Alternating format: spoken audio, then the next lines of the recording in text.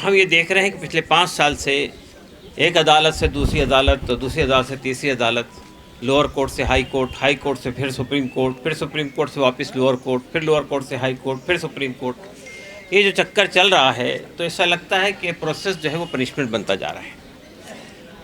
अदालत में केस जारी नहीं है, अदालत में केस चल नहीं रहा है, अभी तक के जो है वो चार्जेस ही फ्रेम नहीं हुए। 5 साल हो गए, चार्जेस ही फ्रेम नहीं हुए। और आप जानते हैं कि 30,000 पन्नों की चार्जशीट है और 900, 800, 900 जो है उसके अंदर विटनेसेस हैं, और ऐसे विटनेसेस हैं जिनका नाम भी पुलिस ने खोला नहीं है, वो अल्फ़ा बीटा गामा उनके नाम दिए गए हैं। इस हद तक के यानी प्रोटेक्टेड तरीके से ये लोग चल रहे हैं।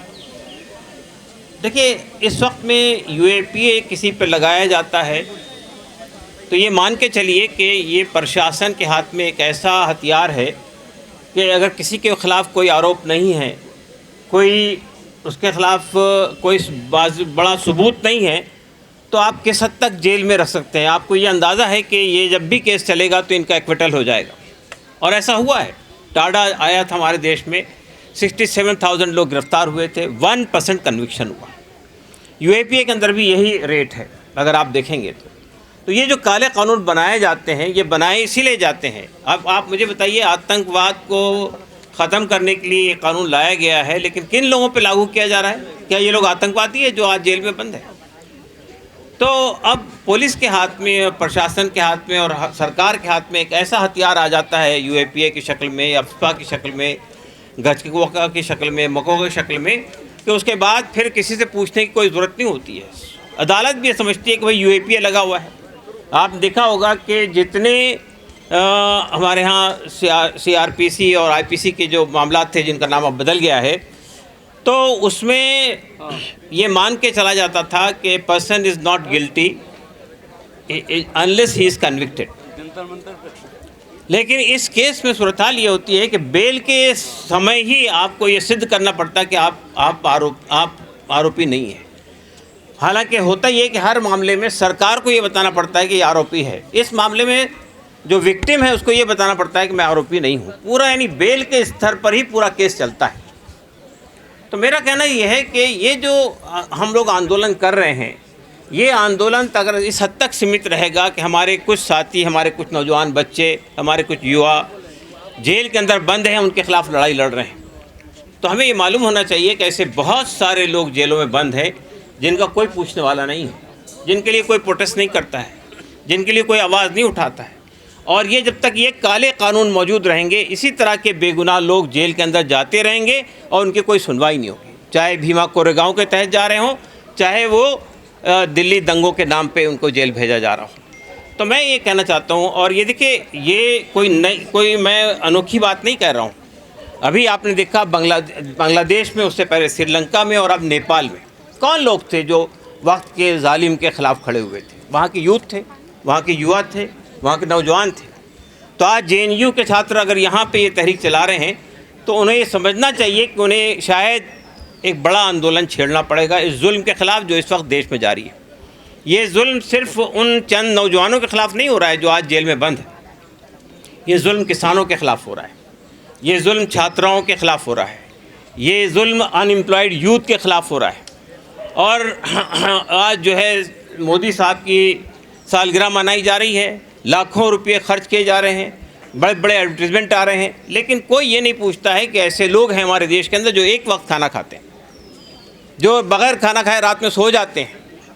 आप देखिए कि ये जो हमारे लेबर लॉज में जो तब्दीलियाँ की गई है, वो लेबर्स को वेतन नहीं मिलता है, सैकड़ों लोग यानी उनके पास कोई जॉब नहीं है। ये पूरी लड़ाई हमारी लड़ाई है। और शाहीन बाग की जो लड़ाई थी, अभी जिसका जिक्र हुआ है, शाहीन बाग की लड़ाई भी एक अत्याचार के ख़िलाफ़ लड़ाई थी, एक ऐसे डिस्क्रिमिनेटेड लॉ के ख़िलाफ़ लड़ाई थी जो कानून सरकार ने बनाया था कॉन्स्टिट्यूशन के ख़िलाफ़ जाकर।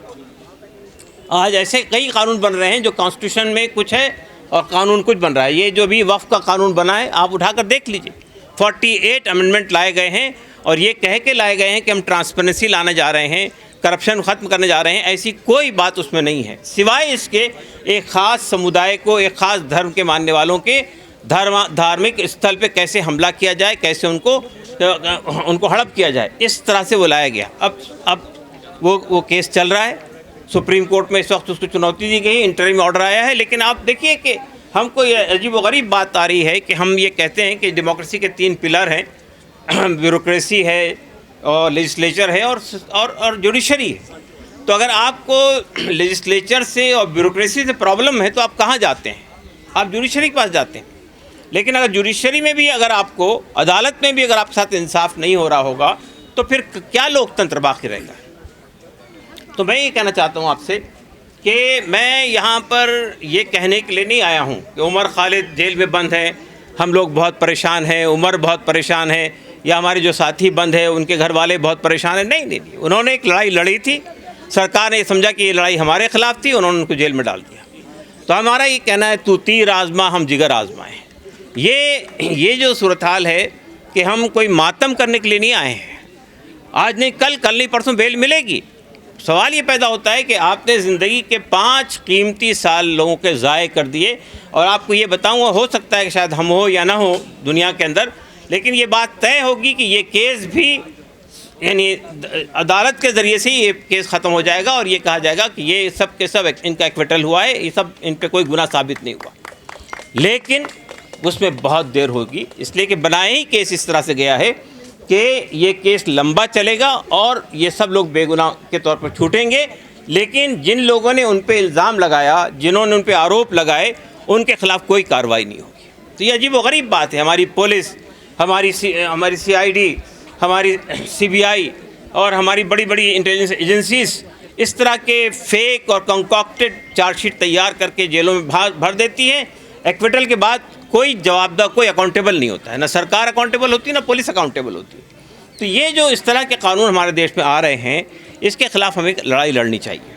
दोस्तों और साथियों, मैं आप सबका बहुत बहुत धन्यवाद करता हूँ कि आपने यहाँ पर प्रदर्शन किया। 2 दिन पहले JNU के अंदर प्रदर्शन हुआ था, वहाँ भी मैंने ये बात कही थी कि ये जो लड़ाई लड़ी है उमर खालिद ने, उनके साथियों ने, ये लड़ाई किसी एक समुदाय की लड़ाई नहीं लड़ी है। उन्होंने बुनियादी तौर पे कॉन्स्टिट्यूशन को बचाने की लड़ाई लड़ी है। उन्होंने बुनियादी तौर पे संविधान के साथ जो खिलवाड़ हो रहा है उसको बचाने की लड़ाई लड़ी है। और ये लड़ाई अभी उनके हौसले पस्त नहीं हुए हैं, वो डर के बैठे नहीं हैं। हालांकि ये बात सही है कि इस बार उमर खालिद से जब बात हो रही थी तो वो ये कह रहे थे कि शायद इस बार हाई कोर्ट बेल दे देगा। तो उन्होंने लगा कि नहीं, अब तो मुझे कोई उम्मीद, कोई आशा अब मैं पालता नहीं हूँ। इसलिए कि मैंने बड़े सोचा था कि भाई ठीक है, 5 साल हो गए, हो सकता है कि दिल्ली हाई कोर्ट बेल दे देगा। लेकिन जब दिल्ली हाई कोर्ट ने भी बेल नहीं दिया तो उन्होंने ये बात कही कि अब ठीक है, अब चल रहा है केस चले, अब मैं कोई उम्मीद या कोई होप के तौर पे नहीं बैठा हूँ कि अब अदालत का फ़ैसला क्या होगा। मगर ये बात तय है कि ये जितने लोग हैं, इन सब से मेरे ताल्लुक़ात हैं, जिन मुलाकातें होती है अदालत में, जब भी आते हैं ये लोग, उनसे जाकर मैं मिलता हूँ।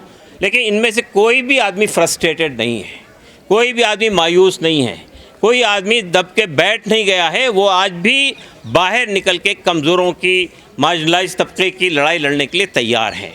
वो आज भी अगर ज़रूरत पड़ी तो ऐसे कई शाहीन बाग खड़े कर सकते हैं, उनके हौसले पस्त नहीं हुए। तो ये एक बड़ी बात है कि सरकार ने 5 साल तक जिन लोगों को जेल के अंदर बंद कर दिया, उसके बाद भी अगर उनके हौसले पस्त नहीं हुए तो ये उनकी नाकामी नहीं है, ये सरकार की नाकामी है।